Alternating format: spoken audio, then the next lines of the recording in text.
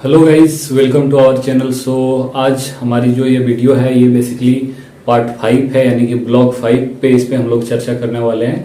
और इससे पहले हमने FST01 की 4 वीडियो को ऑलरेडी कवर कर लिया है और ये हमारी 5वीं वीडियो है।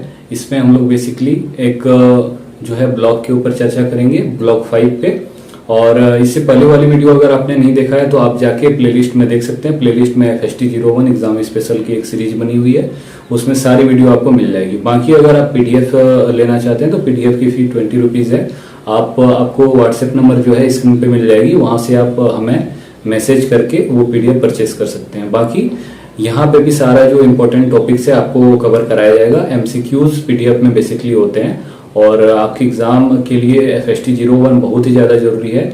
इसमें अगर आप पहले क्रॉस कर चुके हैं या फिर फर्स्ट टाइम अगर एग्जाम दे रहे हैं तो आप इसमें थोड़ा ज्यादा ध्यान से पढ़े, क्योंकि इसमें अच्छे खासे बच्चे फेल कर जाते हैं। ठीक है, तो बढ़िया से तैयारी कीजिए। और चलिए चलते हैं अभी इस वीडियो पे, फिर आगे कुछ और। तो चलिए देखते हैं, हम स्टार्ट करते हैं कृषि, पोषण और स्वास्थ्य। इसमें हमें बेसिकली कृषि, पोषण और स्वास्थ्य के बारे में पढ़ना है, यानी कि ये 2 टॉपिक्स हैं, कृषि, पोषण और स्वास्थ्य। ठीक, तो चलिए इसके बारे में देखते हैं। कुछ MCQs मैंने तैयार किए हैं, या फिर आप कह सकते हैं कि एग्जाम के लिए कुछ इंपॉर्टेंट पॉइंट्स मैंने तैयार किए हैं, क्योंकि एक वीडियो में आपको पूरा जो है एक ब्लॉक कंप्लीट नहीं करा सकता हूँ, इसलिए कुछ इंपॉर्टेंट टॉपिक को मैंने यहाँ पे लिखा हुआ है।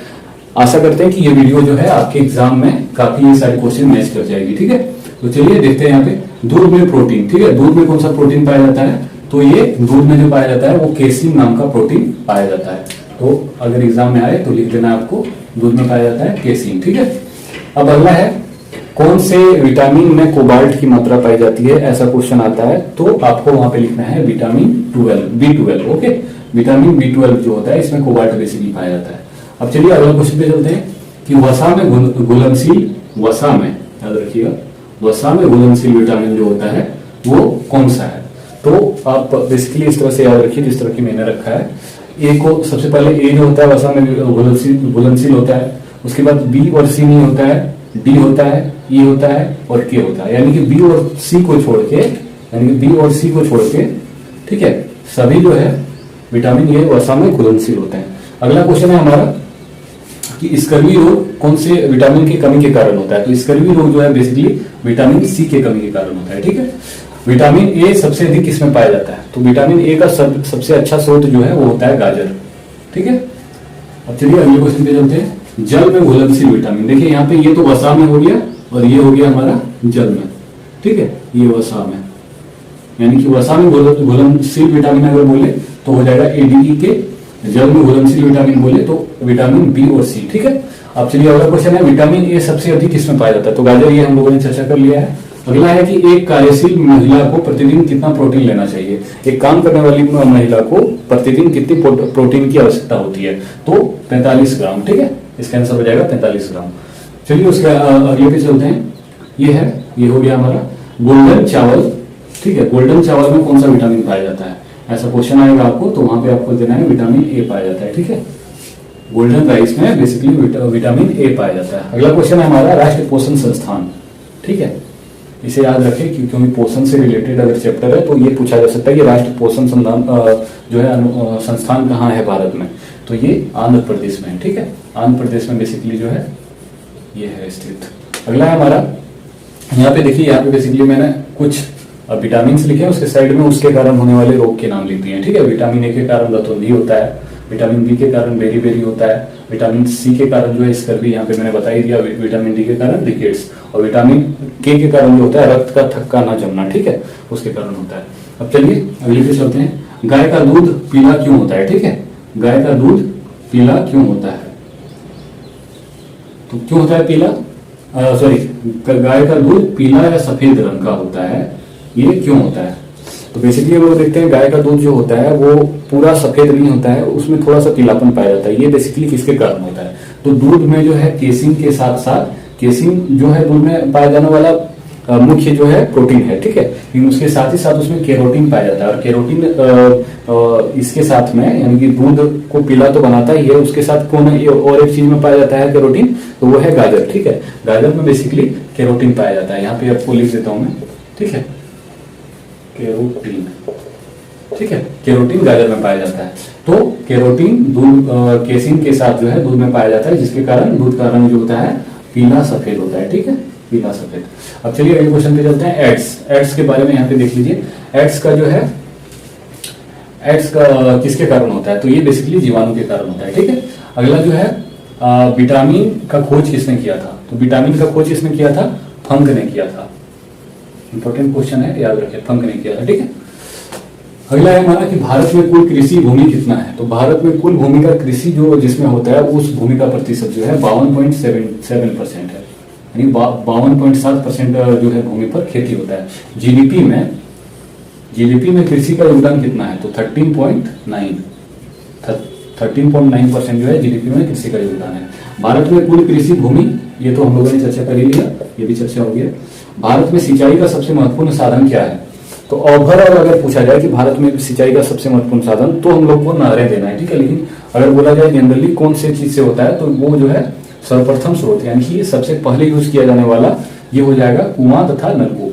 ठीक है, और ऐसे अगर बोले कि महत्वपूर्ण साधन, तो ये हो जाएगा नहरें। ठीक है, ये सारे क्वेश्चंस पूछे जाते हैं एग्जाम में, इसलिए आप लोग इसको अच्छे से देख लें। ठीक है, अगला है हमारा, भारत में कुल कृषि का कितना भाग पूर्णतः वर्षा पर निर्भर करता है?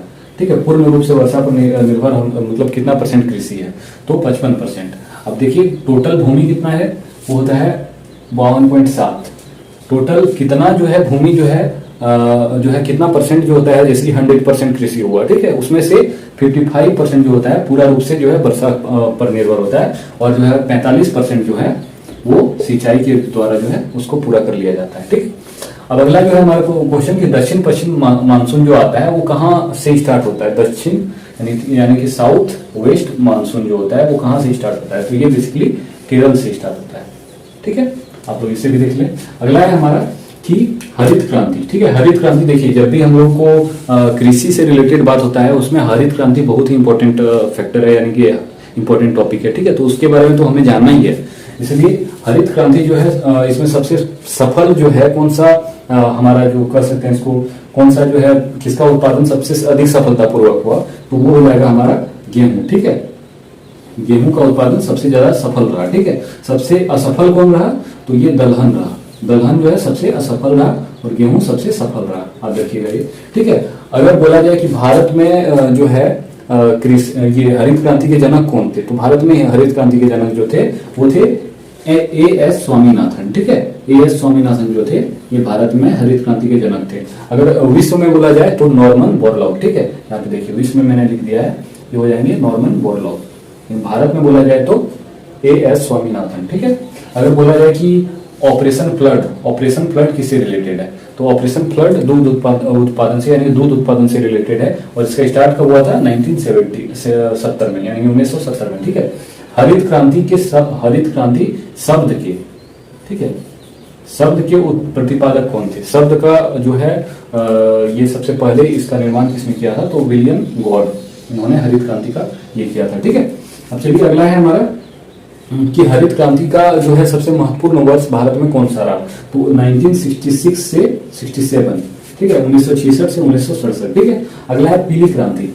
पीली क्रांति के बारे में अगर बोला जाए तो पीली क्रांति बेसिकली सरसों उत्पादन से रिलेटेड है। श्वेत क्रांति के बारे में बोला जाए तो श्वेत क्रांति जो हो जाएगा दूध उत्पादन से रिलेटेड है। दूध उत्पादन से आप लोग बेसिकली 2-3 चीजें याद रखिएगा। देखिए इस वर्ष जो है सबसे ज्यादा दूध उत्पादन में जो है भारत का कौन सा राज्य सबसे अग्रणी है अगर पूछा जाए तो पहला नंबर में राजस्थान हो गया है। इससे पहले जो है 2022 में था उत्तर प्रदेश। ठीक है, तो सबसे ज्यादा दूध उत्पादन कहाँ होता है? जो है राजस्थान में। ठीक है, 2023 के अनुसार। श्वेत क्रांति किससे रिलेटेड है? दूध उत्पादन से। ठीक है, ऑपरेशन फ्लड किससे रिलेटेड है? दूध उत्पादन से। और दूध में कौन सा प्रोटीन पाया जाता है? तो केसिन। ठीक है, दूध का रंग पीला और सफेद क्यों होता है? क्योंकि इसमें केरोटीन के साथ केसिन पाया जाता है, केसिन के साथ केरोटीन पाया जाता है, इसलिए। तो ये सारी चीजें याद रखें। ठीक है, अगला है रजत क्रांति। रजत क्रांति बेसिकली कपास उत्पादन या फिर अंडा उत्पादन से रिलेटेड है। ठीक है, तो इसे भी याद रखें। अगला है हमारा नीली क्रांति। नीली क्रांति जो है मत्स्य यानी कि मछली उत्पादन से रिलेटेड है। ठीक है, विटामिन ए। अब चलिए कुछ जो है विटामिन के जो है वैज्ञानिक नाम को भी हम लोग देख लेते हैं। जैसे विटामिन ए जो है हमारा, विटामिन ए को बेसिकली कहा जाता है रेटिनॉल। ठीक है, अब याद कैसे रखें? देखिए विटामिन ए जो होता है ये बेसिकली आंख से रिलेटेड होता है। ठीक है, और आंख में जो होता है रेटिना पाया जाता है, इसलिए विटामिन ए जो है रेटिनॉल हो जाएगा। ठीक है, विटामिन बी को जो है हम लोग थायमिन कहते हैं। ठीक है, तो इसे भी याद रखें कि विटामिन बी जो है थायमिन, इसका जो है वैज्ञानिक नाम है। विटामिन सी, इसको एस्कॉर्बिक एसिड कहते हैं, ठीक है। अभी देखिए इसको याद रखने का तरीका क्या है कि विटामिन सी जो होता है इसमें बेसिकली खट्टे पदार्थ आते हैं, तो खट्टे पदार्थ जो होते हैं बेसिकली एसिडिक फॉर्म में होते हैं, ठीक है, तो एस्कॉर्बिक एसिड हो जाएगा। चलिए अब आते हैं हम लोग अगले पे कि विटामिन डी, ठीक है, विटामिन डी इसे कैल्सीफेरॉल कहते हैं, ठीक है।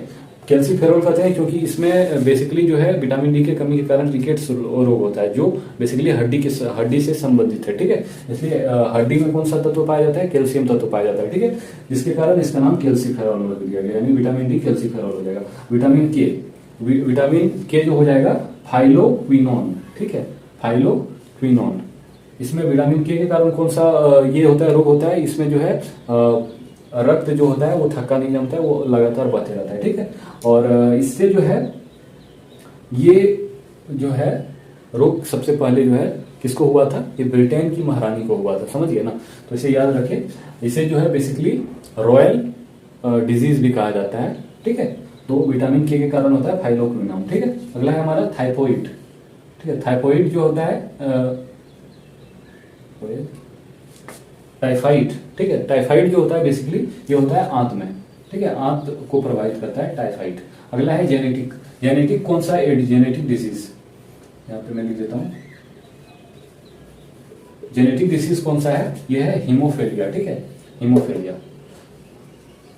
सॉरी, यहाँ पे जो मैंने बताया था कि विटामिन के कारण फाइलोक्विनोन होता है इसका जो है वैज्ञानिक नाम, और हीमोफीलिया जो होता है इसे ही कहा जाता है रॉयल डिजीज, ठीक है। यही हुआ था सबसे पहले ब्रिटेन की महारानी को, इसे याद रखें। मैं थोड़ा सा इसको जो है बैलेंस हो गया इधर उधर, ठीक है। तो ये हो जाएगा जेनेटिक डिसीज है, और ये जो है ब्रिटेन की महारानी से चलता आया, उनके ये एक जो है पारिवारिक रोग हो जाता है, जो जेनेटिक वाइज जो है संतान उत्पत्ति के साथ साथ उसमें ट्रांसफर होते रह जाता है, ये हो जाता है हेमोफीलिया, ठीक है।